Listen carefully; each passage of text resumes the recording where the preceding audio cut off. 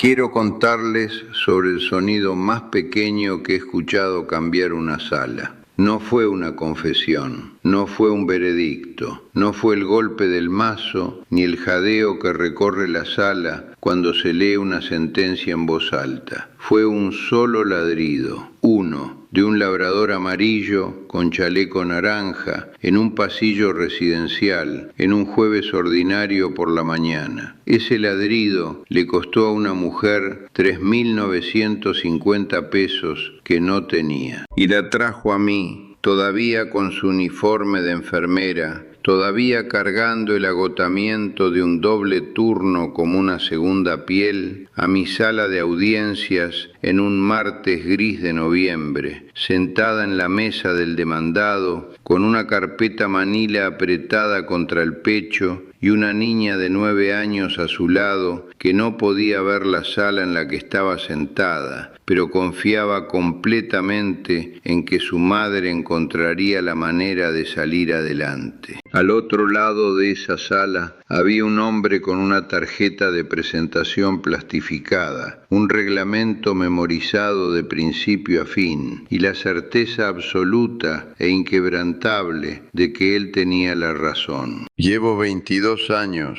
en este estrado. He aprendido a leer una sala como los marineros leen el clima, por instinto, por presión, por la calidad particular del silencio antes de que algo se rompa. Y supe, antes de que se pronunciara una sola palabra de testimonio, que lo que estaba a punto de suceder en esa sala no era en realidad sobre una queja por ruido. Era sobre lo que nos debemos unos a otros, sobre la diferencia entre seguir un reglamento y hacer lo correcto, sobre una madre que había pasado 9 años construyendo una vida alrededor de mantener a su hija segura, y la mañana en que un sistema decidió multarla por ello. Había algo en ese expediente que Gerardo Ríos no sabía que yo ya había visto, algo que reencuadraría cada palabra que estaba a punto de decir. Y cuando finalmente hice la pregunta que lo abrió todo, la sala quedó muy quieta. Antes de comenzar, déjenos en los comentarios desde dónde nos están viendo y qué hora es allá. Y si las historias sobre justicia, empatía y verdades ocultas los conmueven, asegúrense de suscribirse al canal. No querrán perderse lo que sigue. Hay casos que se quedan con uno como se queda una cicatriz, no porque hayan dolido más, sino por lo que revelaron. No sobre la ley, sobre nosotros, sobre la clase particular de crueldad que se esconde detrás de los reglamentos de condominios, las planillas de quejas y la tranquila y devastadora confianza de las personas que jamás han conocido la impotencia. Llevo 22 años sentado en este estrado. He visto el dolor en todas las formas que el cuerpo humano puede contenerlo. He visto a hombres confesar cosas que les costaron todo y a mujeres absorber veredictos que deberían haberlas destruido y no lo hicieron. He aprendido, lentamente, a un alto costo para mis propias certezas, que la ley no es lo mismo que la justicia. La ley es el camino, la justicia es el destino. Y algunas mañanas, cuando entro a esa sala y el orden del día ya me está esperando, miro lo que el sistema ha preparado y pienso, hemos tomado un desvío muy largo. Esa fue una de esas mañanas. Era un martes de noviembre, la clase de mañana que llega con disculpas, gris y húmeda, el cielo del color del agua sucia. La calefacción del juzgado llevaba fallando desde octubre, algo relacionado con una disputa de contrato, lo que me pareció cósmicamente apropiado dado lo que estábamos a punto de escuchar. Los radiadores silbaban y golpeteaban como si estuvieran negociando. El fluorescente sobre el escritorio del secretario parpadeaba cada 40 segundos. Lo sé porque lo conté. Cuento cosas cuando intento no sentir lo que siento.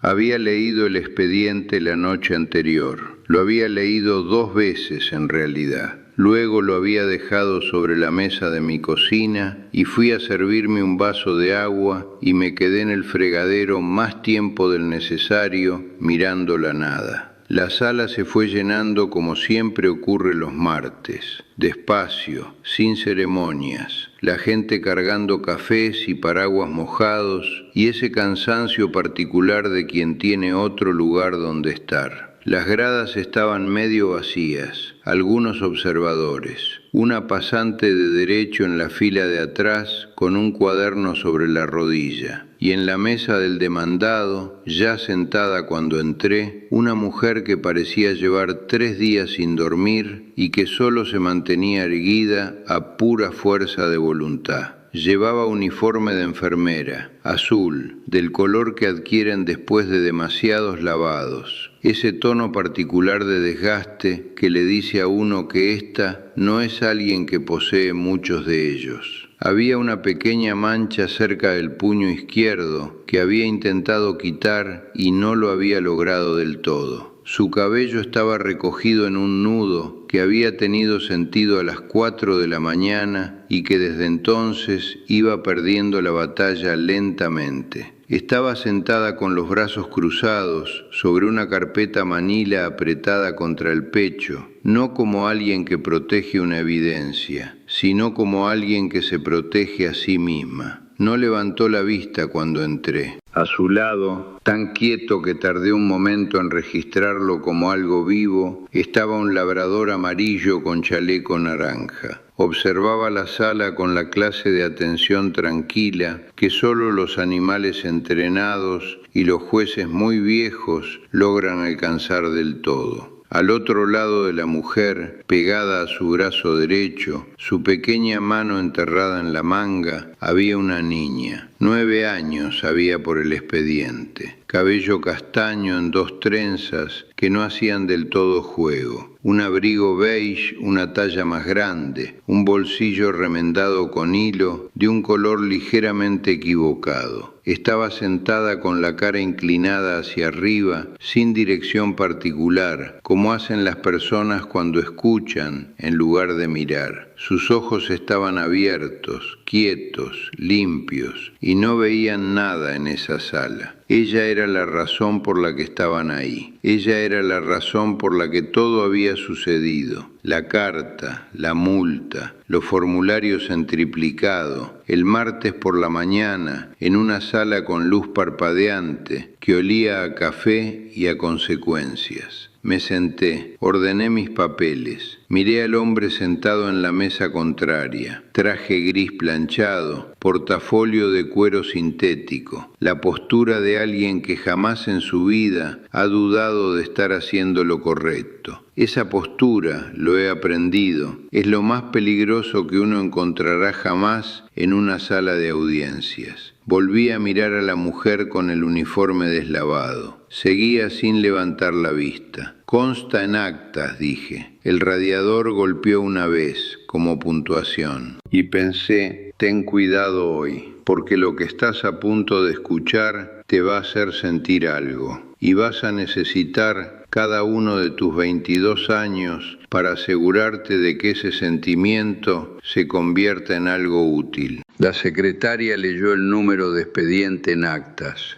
Luego leyó el cargo. Perturbación del orden. Violación al reglamento interno del condominio Torres del Pedregal. Artículo 14, sección C, inciso 3, que prohíbe el ruido excesivo de animales en áreas residenciales comunes.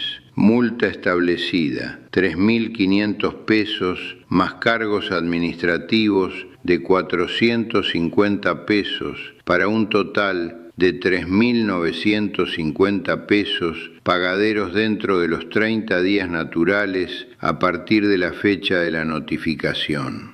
Observé a Valeria Mondragón mientras la secretaria leía. No se inmutó. Tenía la quietud de alguien que ya se había inmutado en casa, a solas, y había gastado todo en eso. Ahora no quedaba nada más que sentarse y absorberlo. 3.950 pesos. Quiero que entiendan lo que ese número significa cuando una es enfermera auxiliar de urgencias, haciendo dobles turnos en un hospital público. Quiero que entiendan lo que significa cuando la cuenta de nómina tiene 1.800 pesos y el pago llega en 2 días y la niña necesita nuevas plantillas ortopédicas para sus zapatos y la certificación veterinaria anual del perro guía vence en 6 semanas. Quiero que entiendan que 3.950 pesos no es una molestia, es un muro. El representante del condominio Torres del Pedregal, Gerardo Ríos, 58 años,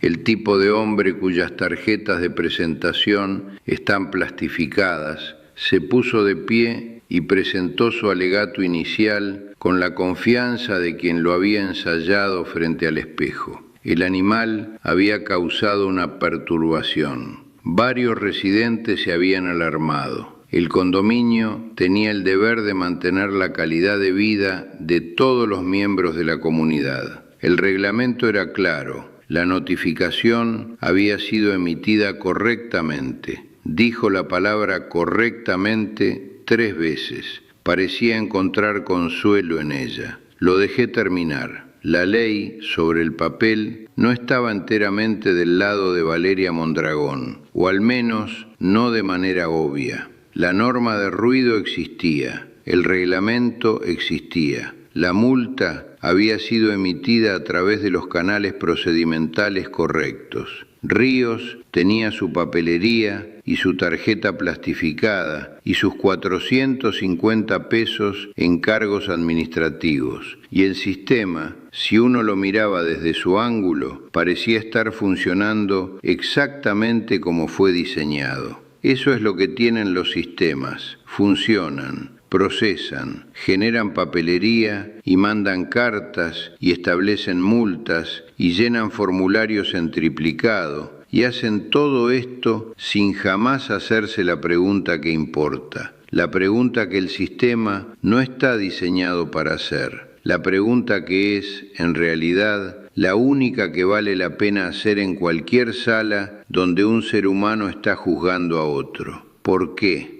Ríos concluyó, acomodó su portafolio, se sentó con la satisfacción de un hombre que cree que la preparación es lo mismo que tener razón. Miré el expediente frente a mí, miré el reporte del incidente, 2 párrafos, con fecha de un jueves por la mañana, 6 semanas antes. Perturbación por animal en el pasillo B, Torre 3. Un ladrido registrado por el residente Gerardo Ríos. Queja formal presentada el mismo día. Notificación de multa enviada dentro de las 48 horas. Un ladrido. Miré a la niña en la mesa del demandado. Había girado levemente la cara hacia el sonido de la voz de Ríos mientras él hablaba, como giraba hacia todos los sonidos, orientándose en una sala que no podía ver, mapeando el mundo a través de la frecuencia y el tono. Ahora estaba quieta de nuevo, su mano todavía envuelta en la manga de su madre, la otra mano descansando sobre el lomo de Canela. Canela no se había movido desde que entré a la sala. Dejé el reporte del incidente. Señora Mondragón, dije, levantó la vista, o más bien su cara se alzó y sus ojos encontraron los míos, y lo que había en ellos no era lo que más frecuentemente veo en esa mesa, que es el miedo. Lo que había en ellos era algo más cercano al agotamiento, que se ha ido cuajando, lentamente, con el tiempo, en algo más duro. Algo que había pasado mucho tiempo decidiendo si todavía tenía sentido esperar, y que no había terminado de decidirlo. He revisado la queja y el expediente del condominio, dije. Quiero darle la oportunidad de hablar antes de continuar. Asintió una vez, descruzó los brazos, puso la carpeta manila sobre la mesa frente a ella, con cuidado, como si fuera algo frágil. Se aclaró la garganta. Empezó a decir algo sobre el reglamento, algo sobre cómo lo había leído al recibir la notificación, cómo había buscado los lineamientos federales, cómo había impreso 3 páginas de la página de la CONADIS y las había traído en la carpeta. Podía ver sus dedos moviéndose hacia ella, y levanté una mano, con suavidad, no para silenciarla, para redirigirla, porque los abogados presentan documentos, los burócratas citan lineamientos, y lo que yo necesitaba de Valeria Mondragón en ese momento no era un argumento legal. Ella no necesitaba ganar un debate de procedimiento, necesitaba algo que esta sala casi nunca le da a la gente la oportunidad de hacer. Necesitaba ser escuchada. Señora Mondragón, dije, y mantuve la voz en la temperatura que uso cuando intento decirle a alguien que esta sala es más segura de lo que parece. Deje los papeles un momento. Vaciló. No me voy a ningún lado, dije. Usted tampoco. Tenemos tiempo. Dejó la carpeta. Me incliné ligeramente hacia adelante y le hice la única pregunta que ha importado en 22 años en este estrado. ¿Por qué sucedió esto? El radiador golpeó, el fluorescente parpadeó, y Valeria Mondragón abrió la boca, y el muro se vino abajo. No empezó con la mañana del incidente, empezó antes,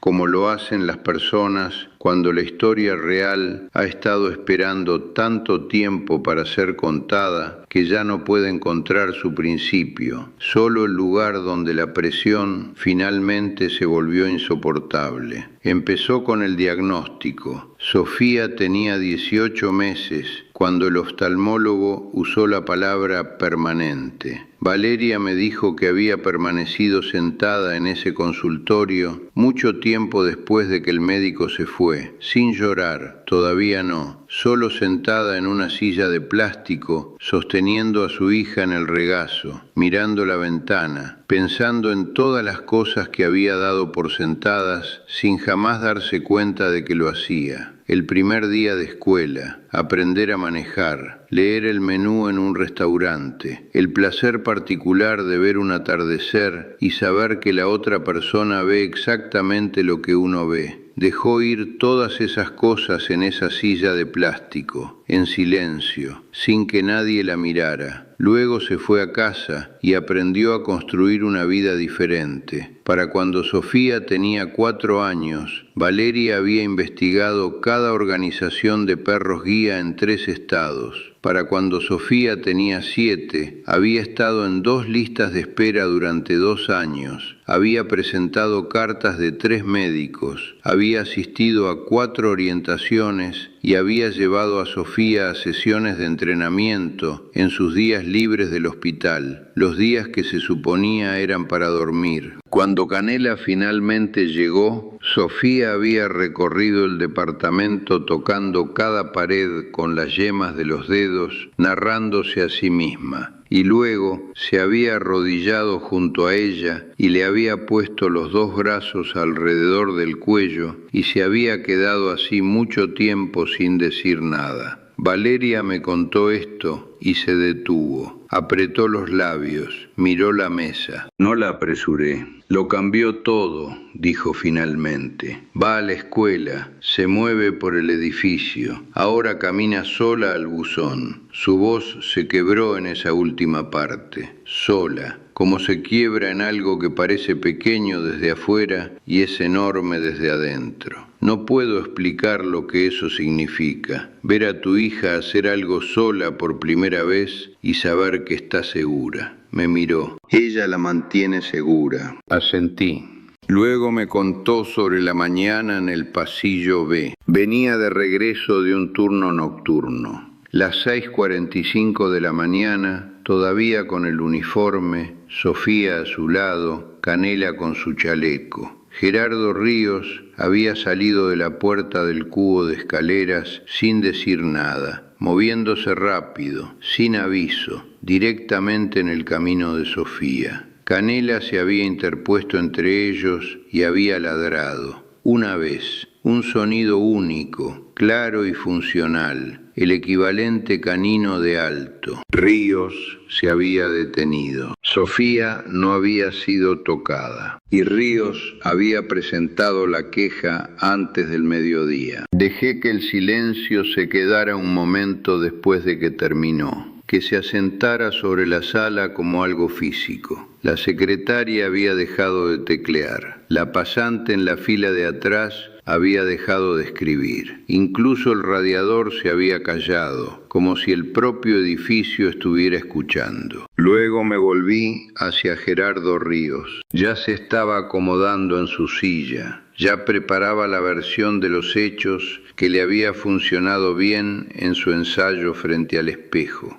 Empezó con el procedimiento. Citó el reglamento de nuevo, artículo, sección, inciso, el lenguaje específico sobre el ruido excesivo de animales. Dijo la palabra comunidad 4 veces. Dijo la palabra estándares 2 veces. Explicó que el condominio tenía una responsabilidad con todos los residentes, no solo con algunos, y que las normas se aplicaban por igual a todos independientemente de... Señor Ríos, se detuvo. ¿Conoce usted, dije, la ley federal para prevenir y eliminar la discriminación y las disposiciones de la CONADIS respecto a los perros de asistencia en viviendas residenciales? Una pausa. El reglamento del condominio está subordinado a la ley federal, dije, lo cual no es un tecnicismo, es el punto central de todo esto. Tomé el expediente, lo volví a dejar, me quité los lentes, lo sostuve en una mano y miré a Gerardo Ríos de la manera en que he mirado a las personas en esa silla durante 22 años. No con enojo, porque el enojo es fácil y no cuesta nada, sino con el peso completo de lo que necesitaba que entendiera. Una niña de 9 años que no puede ver fue abordada sin previo aviso por un adulto en un pasillo cerrado. Su perro de asistencia, entrenado a un costo considerable por una organización de la sociedad civil, certificado por el Estado, protegido legalmente por legislación federal, hizo exactamente lo que fue entrenado para hacer. Emitió una vocalización de advertencia.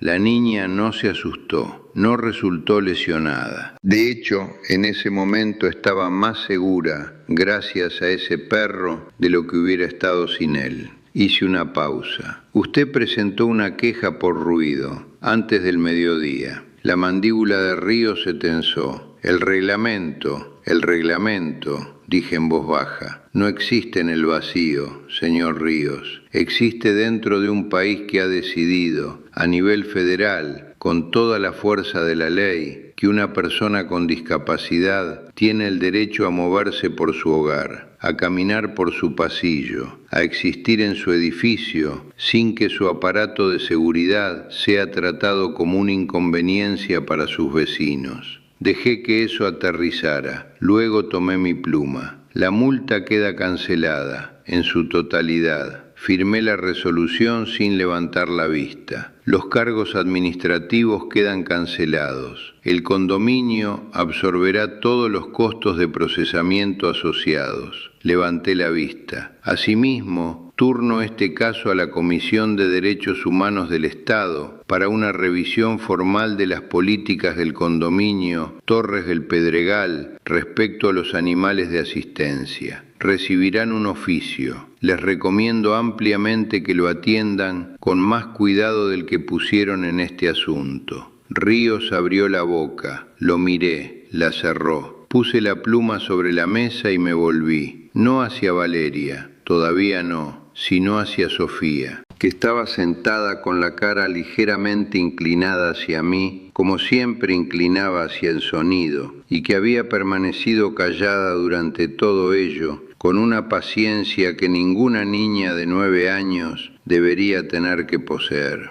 Sofía, dije. Sí, señor juez, respondió de inmediato, con claridad, como si hubiera estado lista. Canela hizo muy bien su trabajo hoy. Sonrió, la sonrisa amplia, sin cálculo, de una niña que todavía no ha aprendido a racionar su alegría para los momentos apropiados. Siempre lo hace, dijo. El mazo cayó, el sonido llenó la sala, y me quedé con él un momento antes de moverme, porque hay veredictos que uno dicta, y luego hay veredictos que le devuelven algo a uno, y este era de los segundos. Un recordatorio, a mis 65 años, todavía necesario, todavía llegando cuando menos lo espero, de que la razón por la que construimos todo esto, el estrado, la toga, el mazo, la ceremonia, nunca fue para proteger el procedimiento, fue para protegerla a ella. Tengo una fotografía en mi escritorio.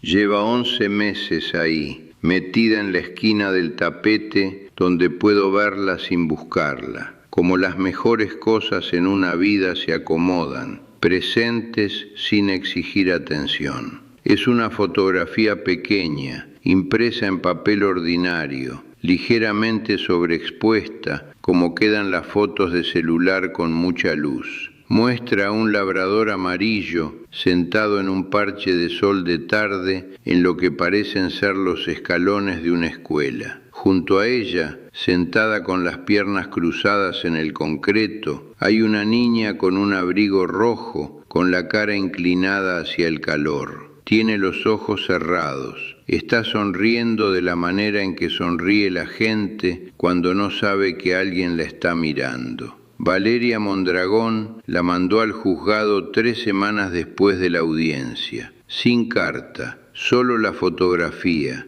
y al reverso, en una letra cuidadosa y ligeramente irregular, 4 palabras: sigue manteniéndola segura. La tengo donde puedo verla, porque este trabajo tiene una forma de acumular peso que uno no nota hasta que sí. Y en los días en que el orden del día es largo y los casos son difíciles y la brecha entre lo que dice la ley y lo que exige la justicia se siente como un barranco que ya soy demasiado viejo para cruzar, en esos días miro esa fotografía. Una niña con un abrigo rojo, un perro en un parche de sol, 4 palabras al reverso de un pedazo de papel. Es suficiente. En los meses que siguieron a la audiencia, varias cosas sucedieron en el orden en que las cosas suelen suceder cuando una burocracia es obligada, contra su naturaleza, a confrontarse a sí misma.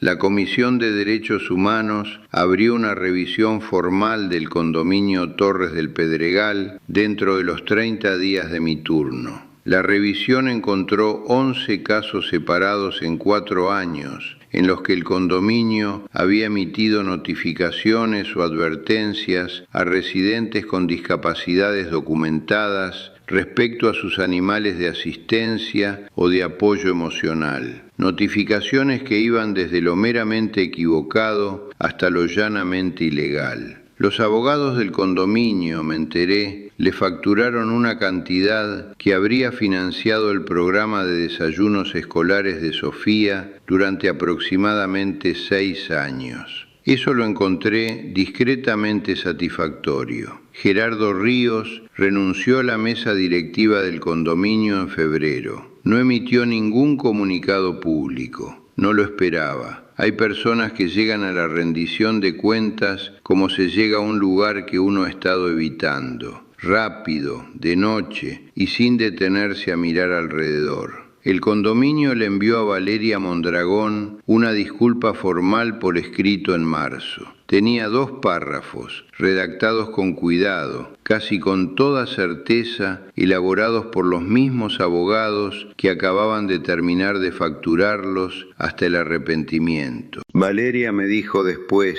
a través de la coordinadora del juzgado, que había mantenido contacto con la familia, que la había leído 2 veces. La había dejado sobre la mesa de la cocina, había ido por Sofía a la escuela, había regresado a casa y luego la había enmarcado. La colgó en la sala. Pensé en eso por mucho tiempo, la particular rebeldía de ese gesto, el rechazo tranquilo y completo a dejar que el momento fuera pequeño. No la archivó, no la tiró, la puso en su pared, en un marco donde ella y su hija pasarían junto a ella todos los días. Un recordatorio no de la herida, sino del hecho de que ella había entrado a una sala y había dicho la verdad, y la verdad había bastado. Eso es más raro de lo que debería ser. He pasado 22 años viendo a personas traer su verdad a los juzgados y ver la medida contra el procedimiento, los precedentes y la indiferencia particular de los sistemas que no fueron construidos pensando en ellas. He visto ganar a la mentira. He firmado resoluciones que creía jurídicamente correctas e insuficientes moralmente, y me he ido a casa y he vivido con esa distinción hasta que se convirtió en algo que podía cargar sin que me quebrantara. Este trabajo le pide eso a uno. Le pide que sostenga la tensión entre lo que es y lo que debería ser, y que siga presentándose de todos modos, que siga haciendo la pregunta que importa, que siga recordando que la persona en la mesa del demandado es una persona primero y un número de expediente después. Sofía Mondragón empezó un nuevo año escolar en septiembre. Camina las 3 cuadras del edificio a la parada del camión cada mañana con canela en su chaleco naranja y, según Valeria, se narra la ruta a sí misma mientras avanza. La grieta en la banqueta cerca de la farmacia, el lugar donde el pavimento baja antes de la esquina, el buzón que siempre está ligeramente frío. Ha memorizado su mundo de una manera en que la mayoría de nosotros jamás se molesta en memorizarlo, porque no tiene que hacerlo, porque tenemos el descuidado lujo de la vista. Lo ha mapeado en textura y temperatura y sonido. Canela camina junto a ella en cada paso. No ha recibido ninguna queja adicional. Pienso en Sofía en mañanas como aquella en que vino a mi sala. Mañanas grises, radiadores fríos, el fluorescente sobre el escritorio de la secretaria haciendo su parpadeo de 40 segundos. Pienso en lo que le cuesta a una persona entrar a una sala donde el sistema la está esperando con sus formatos y sus multas y sus incisos subordinados, y sentarse de todas formas, y sostener una carpeta manila contra el pecho como un escudo, y todavía, por debajo de todo ello, esperar que alguien en esa sala haga la pregunta correcta. Yo la hice ese martes y ella respondió. Eso es todo lo que cualquiera de nosotros puede hacer al final. Hacer la pregunta que importa, escuchar la respuesta y luego usar cada herramienta a nuestra disposición, cada estatuto, cada precedente, cada gramo de autoridad que representa esta toga para asegurarse de que la respuesta significó algo. La ley es el camino, la justicia es el destino. Algunas mañanas se llega. Si esta historia se quedó con ustedes, si pensaron en alguien mientras escuchaban, alguien que alguna vez se haya sentado en una mesa como la de Valeria y se haya preguntado si alguien en la sala realmente los veía, compártanla con esa persona. Y si quieren estar en esta sala cada vez que cae el mazo, suscríbanse, porque los casos siguen llegando y algunos les van a partir el corazón y algunos van a restaurarlo, y todos son verdaderos en las formas que más importan. Los veo en la próxima audiencia. Si esta historia se quedó con ustedes, deténganse un momento y pregúntense esto. ¿Alguna vez han seguido un reglamento sin detenerse a preguntar a quién estaba lastimando? ¿Alguna vez han sido la persona en la mesa con la carpeta apretada contra el pecho, esperando que alguien en la sala hiciera la pregunta correcta en lugar de leer el formulario equivocado? ¿Y alguna vez han visto a alguien pelear en silencio, sin drama, sin que nadie lo notara, simplemente para darle a quien ama el derecho de existir con seguridad en el mundo? Valeria nunca pidió un juzgado, pidió un pasillo, pidió un edificio donde su hija pudiera caminar sola al buzón. Eso era todo lo que había. Díganles en los comentarios lo que esta historia les despertó. Leemos cada uno. Y si creen en las historias sobre dignidad, sobre el valor silencioso de la gente ordinaria y sobre la justicia que recuerda para qué fue construida, suscríbanse a este canal. La siguiente audiencia ya está esperando.